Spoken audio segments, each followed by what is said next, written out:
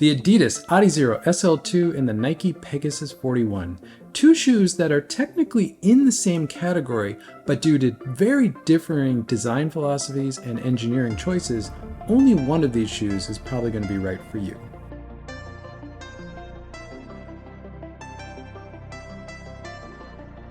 As I just said in the upfront, these two shoes are technically in the same category. They're both daily trainers, and they're both the entry-level shoes into the respective running lines, performance running lines for each brand. However, they have very differing philosophies and design choices that make them very unique. For the Adidas Adizero SL2, this is a shoe that is showcasing Adidas really leaning into their core competency of engineering and materials science, and they have created a thoroughly modern daily trainer or responsive performance trainer that probably is one of the best ones that you can buy right now in 2024, and really I think shows the power of Adidas's engineering. Where with the Nike Pegasus 41, this is really Nike still creating a very modern daily trainer. However, Nike is really leaning into what has made the Pegasus such a daily trainer favorite for so many generations, 41 generations. They're really leaning into what has made the Pegasus a Pegasus over the years and really doubling down on the feel of this shoe and being about as classic feeling as you can possibly get in 2024. Both of these do an amazing job at being a daily trainer, but they do have some trade-offs, and that comes with some of the design and engineering choices, and that's what I'm going to get into in this video. And since this is one of my versus videos, let's start with the specs. Looking at the Adidas Adizero SL2, we have 36 millifoam in the heel, 27 millifoam in the forefoot, giving you a 9 mil drop. The shoe weighs 8.4 ounces or 238 grams. For the Nike Pegasus 41, we have 37 millifoam in the heel, 27 millifoam in the forefoot, giving you a 10 mil drop. The shoe weighs 9.9 ounces or 283 grams. And these specs are for the US men's size 9 reference size that everyone uses, which also happens to be my size. Now, a couple things to note here. As you see, the specs are very similar between these two shoes, but I will say that the feel on foot is extremely different. The 27 millifoam in the forefoot of the Adizero SL2 feels much more substantial. The shoe feels much closer to a max stack shoe. It's not, but it feels closer to that than a mid stack or low stack shoe. Where in the Nike Pegasus, that 27 millifoam in the forefoot feels more like 17 millifoam. You feel like you're directly on the ground. It's got a very classic race flat feel, which some of us like, myself included. The other thing I'm seeing quite a few questions about in the comments on the various videos I've done about these shoes is the drop. Now, the 9 mil drop in the Adizero SL2, I will say that that actually feels more like a 6 mil drop on foot because the foams are so compressive in that shoe. They're not squishy, they're not mushy, it's just they're compressive. So the reality is the drop is much lower in that shoe. Whereas with the Pegasus 41, that 10 mil drop is a 10 mil drop, and you're going to feel that. So if you're a heel striker or a midfoot striker, you're probably going to like that benefit from that. If you're a forefoot striker like myself, it may get in the way. It doesn't bother me. I'm used to running in 10 mil drop shoes. The only thing that I really notice about that is if there's a wide heel flare in a 10 mil drop shoe, like the Pegasus 41 has, I will get some wear on the lateral side of the heel more than I would on other shoes, but it's cosmetic. It doesn't really do anything. I don't really notice it. So I don't really notice that problem, and a 10 mil drop is a very classic Pegasus feel, and it's also a very classic Nike feel, even though with some of the race shoes, they're moving down to 6 to 8 mil drops. And looking at the midsole specs for these shoes, the Adizero SL2 has a mostly full Lightstrike 2.0 midsole foam. Now that's Adidas's EVA foam. It's the same foam that was in the Boston 12 and the Adios 8 last year. Some reviewers are saying that it feels softer. I don't think it feels any soft because the foam in those two shoes last year was pretty soft. But what I'm going to say is this version of Lightstrike 2.0 foam feels more flexible, feels more airy. So the shoe just flexes more naturally. It moves on foot much better. And I think it's a definite upgrade in this foam. But the real magic of the midsole of the Adizero SL2 is the core that goes from heel to forefoot of Lightstrike Pro. Lightstrike Pro being Adidas's premier racing foam. And you definitely feel that high resiliency, the high energy return of that foam on that foot, and that really makes this shoe a performance trainer. Overall, it's a very neutral and cushioned ride. There are some issues with some types of pronation. I'll talk about that towards the end of this video, but it's a very nice ride with a very mild forefoot rocker. The photo makes it look like there's more rocker in this shoe than there actually is. There is a heel to toe rocker on the lateral side, very similar to the Takumi Sen series. However, the shoe runs fairly flat on foot and you don't really notice the rocker. It's there, it does its job to some degree, but it's not overbearing like a lot of max stack shoes can be. Moving to the Pegasus 41, it has Nike's new React X midsole, which is still React foam. It's just a different manufacturing process, which makes it more airy, more cushioned, a little bit more bouncy, but it's still React foam.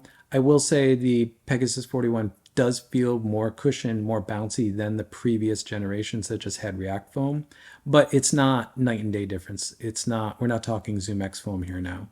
We still have the two Air Zoom units, one in the forefoot, one in the heel. And I will say they feel like they're tuned a little bit firmer in this generation because they're a little bit more present when you're running in them. Some of that is the softer React X foam, but I just think that's a design decision that Nike made to give the shoe a little bit more pop when you're running in it. And overall, it's a very traditional geometry, meaning there's very little forefoot rocker. There is a deeper heel bevel in this shoe, but off the toe, this is a very classic Nike and Pegasus ride. And it's about as classic of a ride as you can possibly find in 2024. Moving to the weights of the two pairs of these shoes that I own, starting with the Adizero SL2, I have 234 grams in the left, 235 grams in the right, coming in under the reported weight and being very close, which speaks to a high build quality in this shoe. And for the Nike Pegasus 41, I have 277 grams in the left, 279 grams in the right. Again, under the reported weight, very close. And again, very good build quality in both these shoes.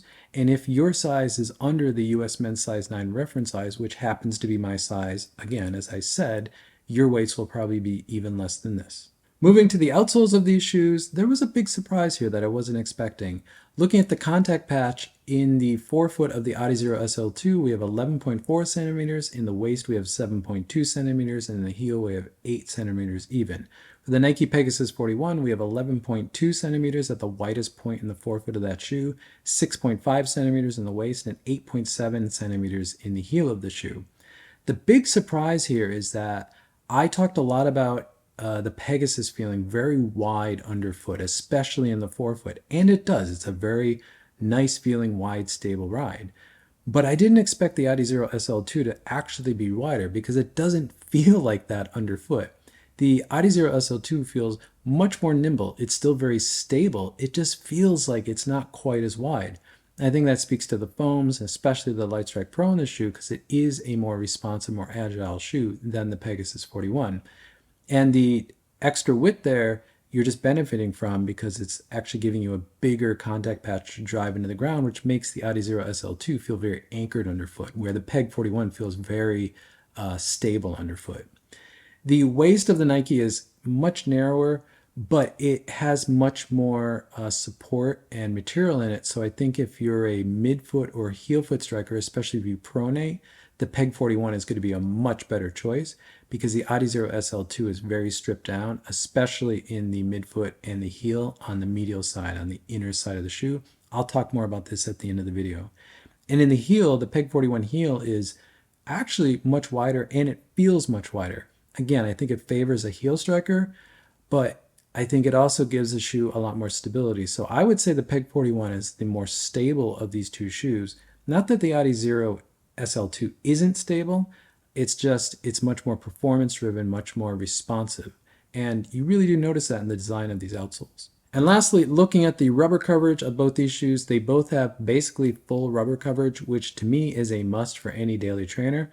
Now the Adizero SL2 is using Adidas's in-house Adiwear rubber, and I'm going to say that is extremely aggressive in the way it's patterned. You can hear it tearing into the asphalt. It feels actually quite good. I've had no grip problems in wet or dry, and I'm seeing almost no wear after over 50 kilometers now, which again, I wouldn't expect a lot of wear. However, I'm seeing 0. So the durability of the Adiwear rubber is extremely high. In the Peg 41, I actually really like this outsole as well. I think it's simplified a lot of the Pegasus outsoles of the past few generations. We essentially just have two big pieces of rubber. Again, this shoe feels very stable, very planted. You have the classic Pegasus waffles on this shoe. The rubber that they're using, I think it's a new compound. It doesn't feel as durable as previous Pegasus outsoles to me. But again, at just about 60K in the shoe, I'm not actually seeing any massive wear, but I am going to keep an eye on it for my longer term review. Moving to the upper and fit of these two shoes, and starting with the Adizero SL2, I'm going to say this is one of the best Adizero training uppers or Adidas training uppers in some time. This is not as padded and puffy as the last generation Adizero SL upper was, but it's also not as harsh and rigid as the upper was on the Boston 12 last year either. It's somewhere in between them, but still very much an Adizero upper, meaning the engineered mesh is nice, but it's no give. There's not a lot of stretch to this upper. It doesn't feel like it's going to give a lot, but it's a very simple, it's a very well ventilated upper that actually wraps around the foot very well. There's no hot spots, there's no rubbing, there's no harsh areas like could be found on a lot of Adizero uppers. There's a TPU toe bumper, which keeps the material off of the toe. There's a TPU reinforcement along the eyelet chain, which helps with lockdown. And the heel of this shoe is a very Adizero heel. And if you run in an Adizero shoe, you probably have an opinion whether that works for your foot or not. But this is the most built up version of this design that I've ever seen. The ankle collar is actually padded. Yes, there's padding on an Adizero ankle collar for once.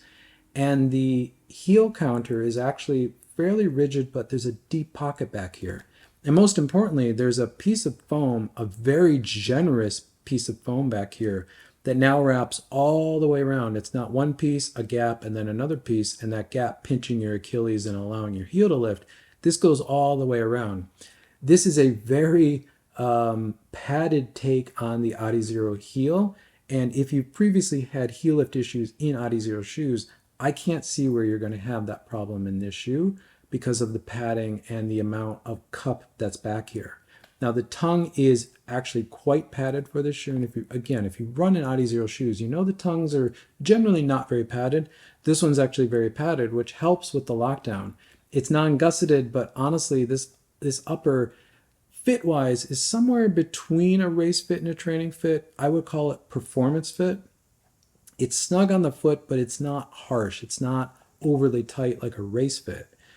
And I think that aids in the lockdown. And again, this padded tongue with the standard Adizero laces, which at this point we all know are awful, but they work, and the padded tongue takes all the lace bite issues out. The lockdown of this shoe is actually quite good. Now, a lot of people are saying that this is a very narrow shoe. I don't find this overly narrow, to be completely honest. As I've said before in my videos, I don't have a wide or narrow fit. It's somewhere in the middle, but I do have a high volume foot. I'm not finding this to be a narrow or tight fit at all. But something I have seen in the comments of other videos I've made on this shoe is that this shoe definitely is not as wide as the Adios Pro 3 or the Adios 8 last year, or even the Boston 12. All of those had a very wide forefoot. This has a very different last. It's a more classic Adidas last where it doesn't have that wide forefoot. So keep that in mind. There isn't currently a wide version of this shoe available, but there probably will be because there was a wide version of the Adizero SL last year. So if you do have a wide foot and you want to run in this shoe, I would probably wait for that wider version. Moving to the Nike Pegasus 41, I would say this upper is a bit different.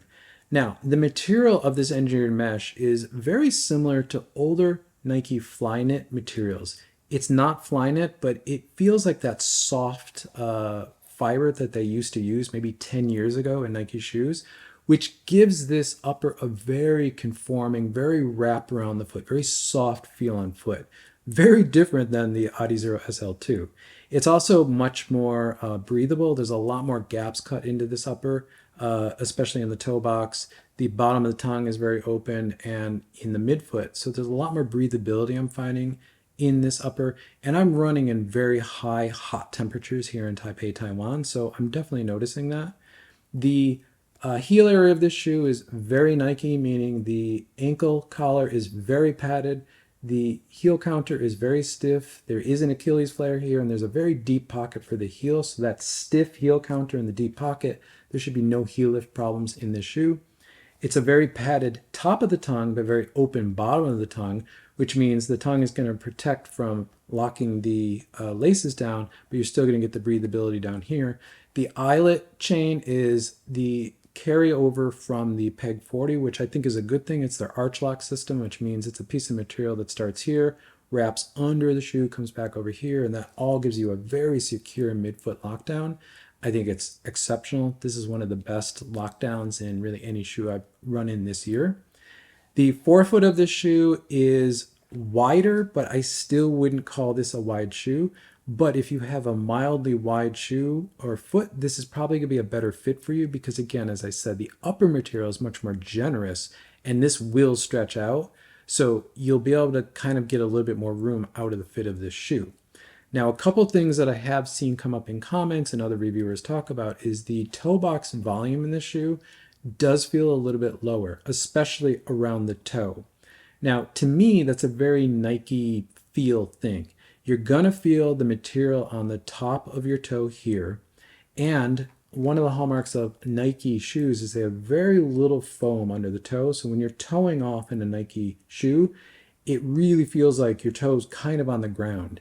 Some of us like that. I like that quite a bit, but it takes some getting used to, especially if you've been running in max stack shoes where you're never feeling the ground, especially on the toe. So a lot of people have been talking that the toe feel in this shoe is kind of extreme, but to me, it's very Nike. It's very Pegasus. It's not unique to the Pegasus because the Vaporfly has it, and really every other Nike running shoe has it. It's just much more apparent in this shoe, I think, because of the very low stack height. But overall, the fit of this shoe, I think, is the more generous of the two. It's the more breathable of the two, and it's definitely the softer, more conforming to the foot. Let's talk about the fit and feel on foot and on run for both these shoes because they're extremely different. Starting with the Adizero SL2, this is very much an Adizero shoe. Now, Adizero for Adidas means performance and lightweightness, and this shoe lives up to that.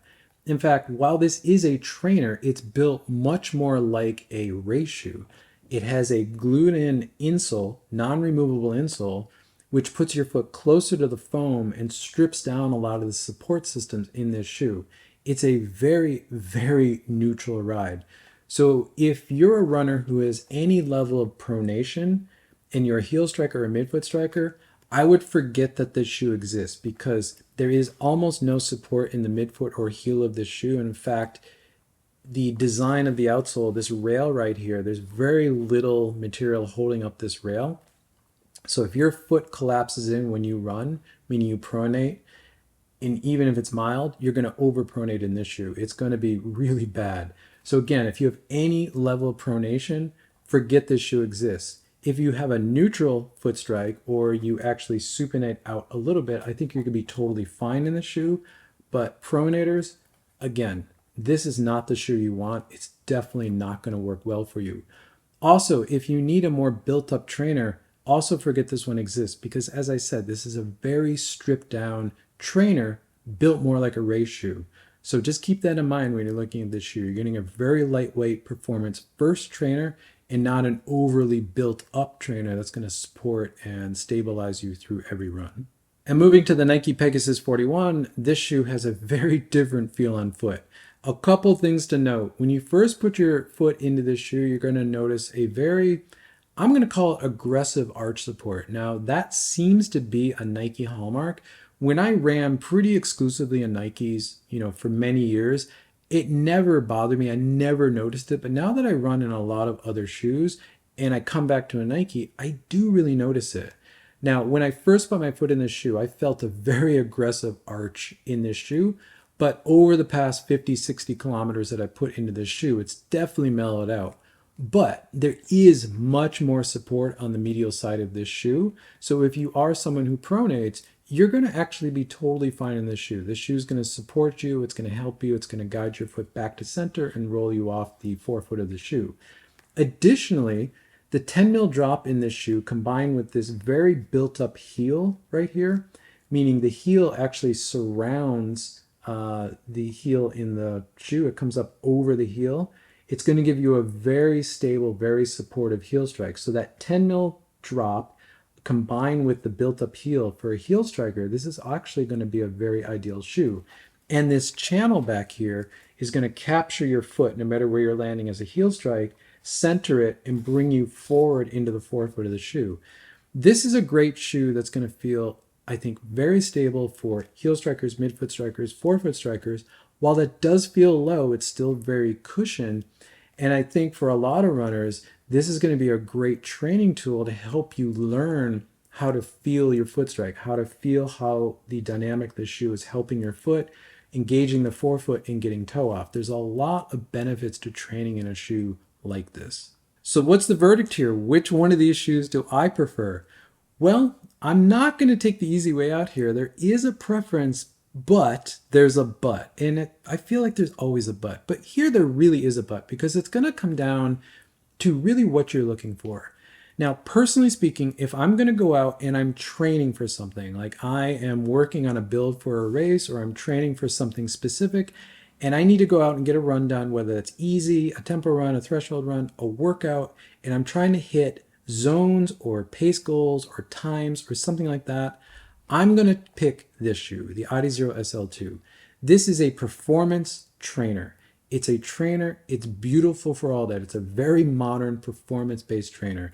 If I am training for something and I'm going to go out and work hard in a training environment, this is the shoe that I want on my foot, because this is going to be the best tool for the job. However, if I'm just going to go out to go run, to enjoy a run with really no time in mind, and I'm just going to go by feel, I'm going to pick the Pegasus, because I actually prefer the feel of this shoe on foot. I think this is the type of shoe that I want to run in more often, because it is so low to the ground. It's giving me a lot of feel for my mechanics. It's got a great toe off. I can really work on a lot of that stuff.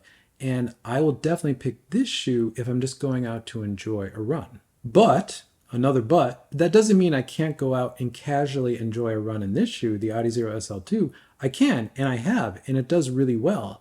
But for casual running, this is better. It's not to say that I can't go out and do training in this shoe. I've trained in a Pegasus for years. I can totally do that in this shoe. But this is the better, more modern, more performance-oriented trainer. So again, I love both these shoes. And frankly, I think you may want to have both these shoes, especially if you have a neutral foot strike and you can get away with a very neutral shoe.